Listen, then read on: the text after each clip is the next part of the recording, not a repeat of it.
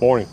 So today I figured I'd just do kind of a quick video and talk about selection of a new grass. So if you have to install a brand new yard, or if you're going to redo a yard, you bought a house, you don't know what to put in, let's talk about real quick about choosing the type of grass. So that's what we'll do today, so hold on.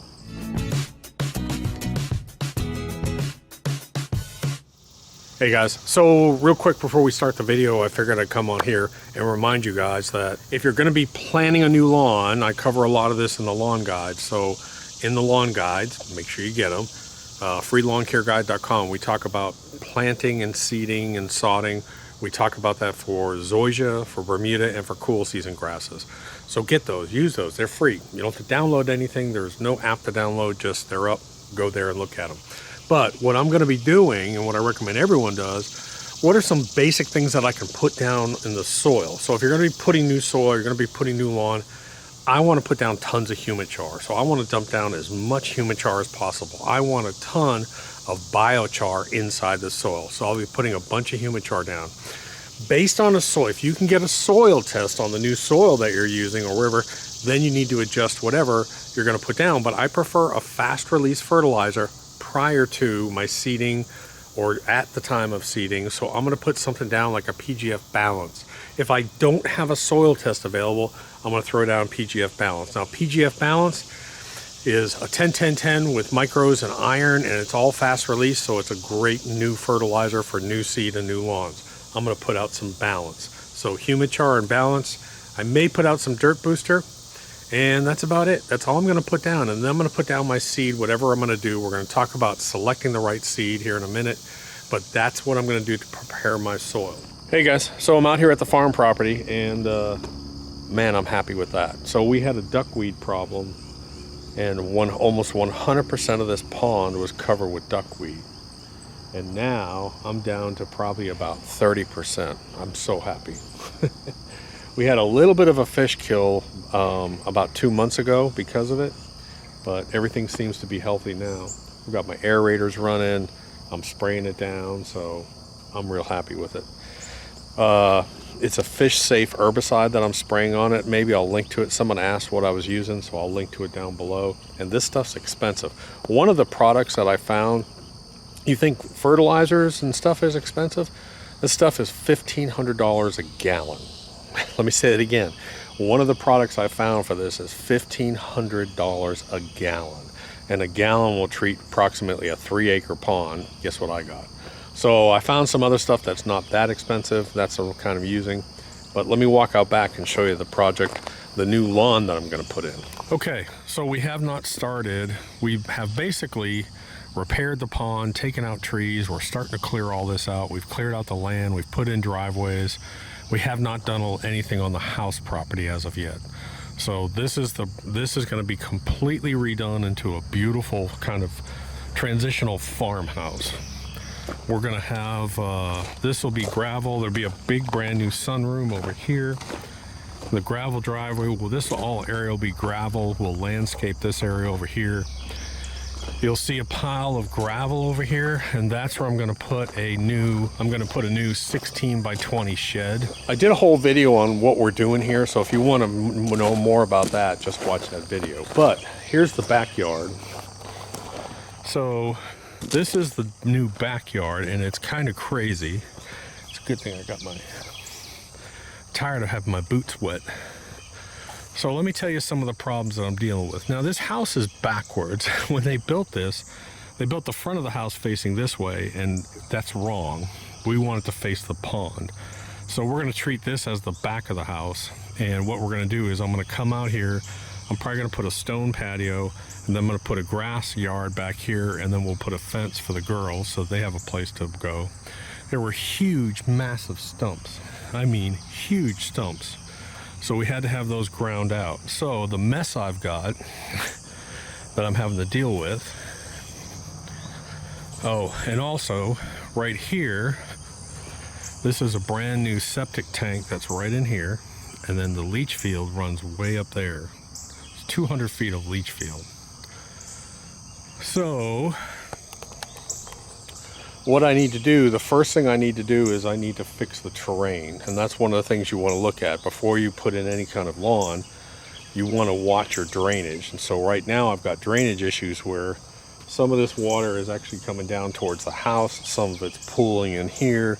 So I need to fix the terrain. And that's one of the first things you want to do is understand where you want your water to drain off. So what I plan to do here, I have a skid steer coming this morning with a shovel on the front, and I'm going to come in here, and I think what I'm going to do is I'm going to make this sort of the high point.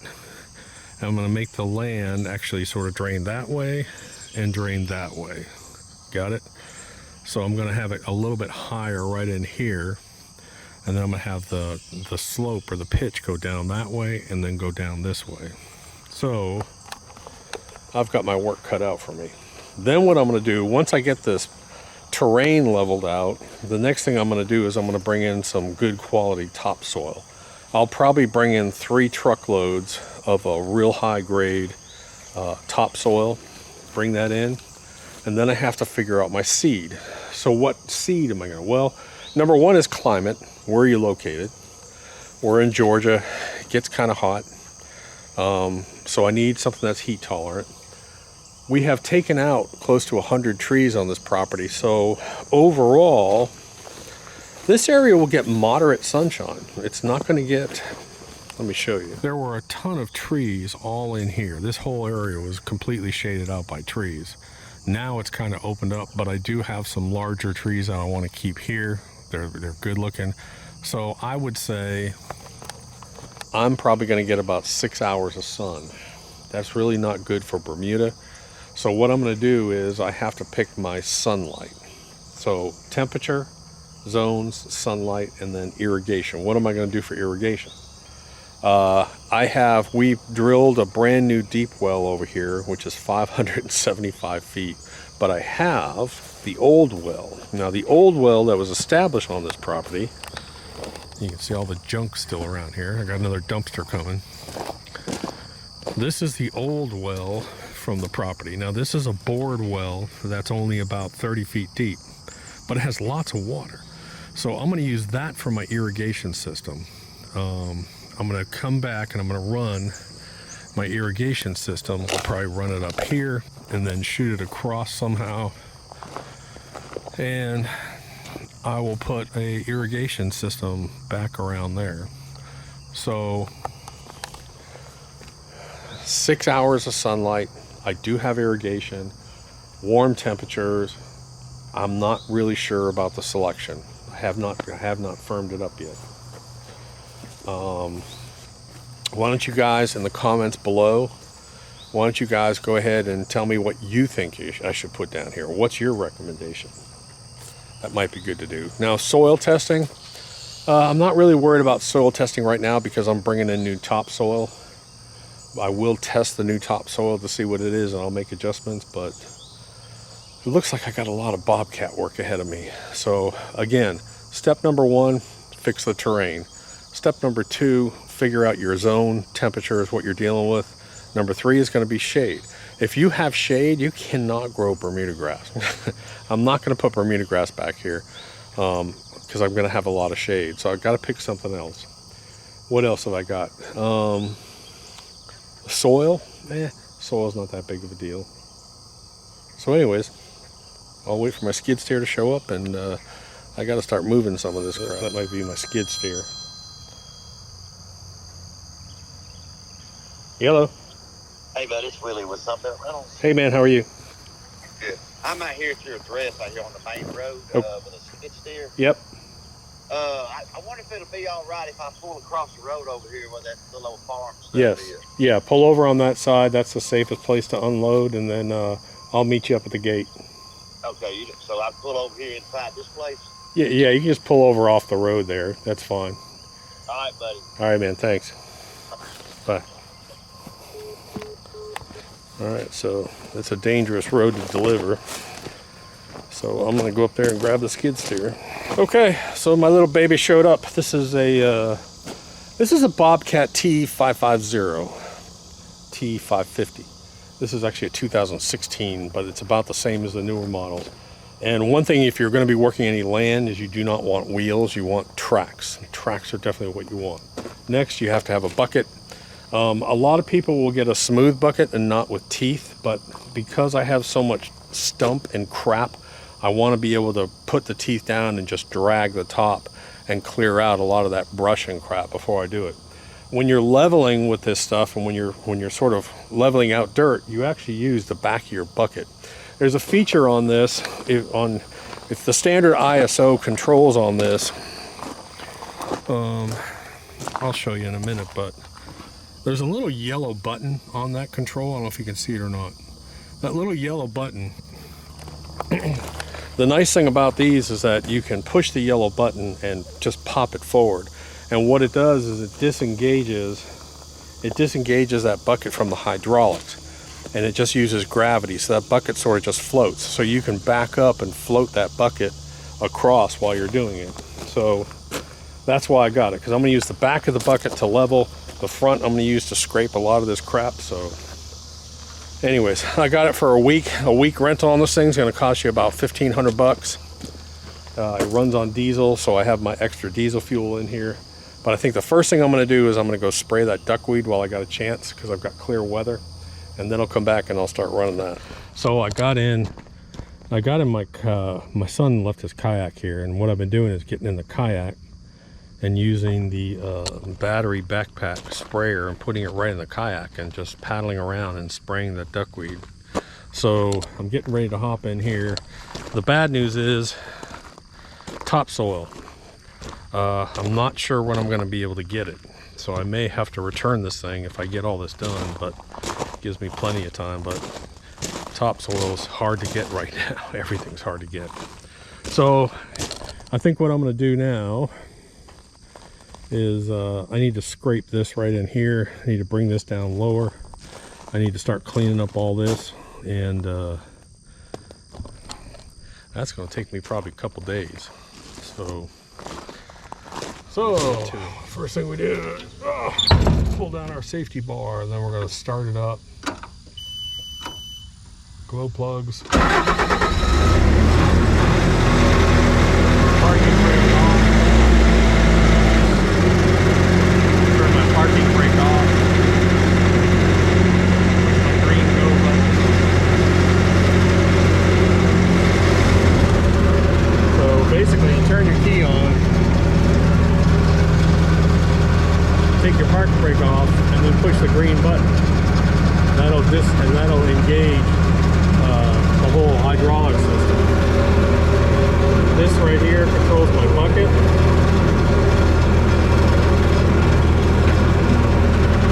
This controls my drive. And then my RPMs are over here. So I'm going to set the camera up and just let the camera roll for a minute, but I think you'll get an idea. These massive stumps, I mean, they were like 5 feet around, and they ground the stumps down. Well, I've got all this nasty mulch material that I don't want. I want to take this out of here, and I want to fill it with dirt. So I got to come in here and I got to remove some of this stuff. I'm going to take it over, dump it down that hill area before I can actually start doing some true leveling in here. So that's what I'm doing now.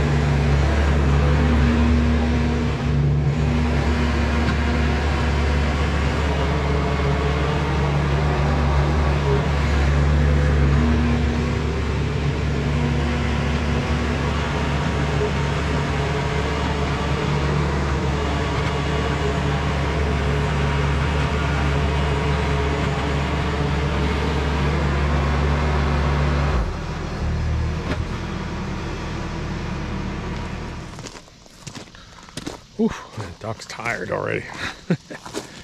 So I've spent probably about 3 to 4 hours on the skid steer. And let me just show you sort of where I am. You can only take, man, I gotta give it to you. Guys that spend 8 hours a day on these things, you gotta have some love for them. So this is looking much better. So I got a nice gentle slope in here. It's all sloping away from the house. Basically, I'm just dragging this whole thing. I'm digging it up and I'm dragging it and dragging it. So I got that other side sort of leveled out. I got all this in here leveled out. Still got a lot more to go. I probably got about 6 more hours on that thing over here. But I stopped and I took a break and I went up to the barn. This barn, apparently this guy had goats or sheep in it, and I swear to God, there's 24 inches of shit on the floor. And I had one of my guys working for me start to dig it out, and I was like, dude, he spent 2 days digging. He got down. I was like, you need to stop. This is crazy. Let me show you this. So I'm filling it up with gravel. There's, look at, there's mama vulture sitting up in the tree. There's 2 babies in the barn. So had a big pile of gravel over here. I took it, I spread it in here.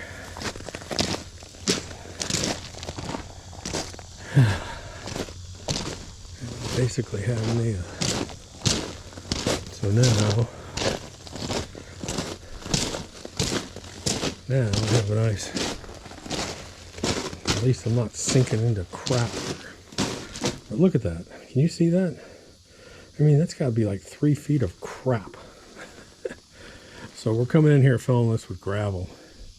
This area I'll probably never use, but I just want an area. If I just want to park something under here, this is a good place for a tractor or something. It's just crap. This is what the whole place was like. So anyways, I got me a little drive now.